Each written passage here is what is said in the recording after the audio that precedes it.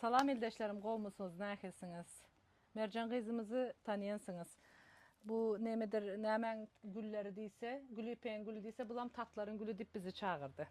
Köynemi nəkil gören bolsanız, site gitagdaysınız, köyneyi alırdı.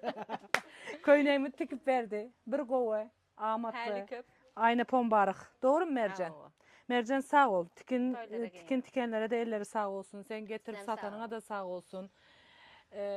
İstanbul'da, Türkiye şehrinde yaşayan bütün Türkmenlere tavsiye ederim. Benim köyneklerimi tikiye, sağ olsun oturturuyor.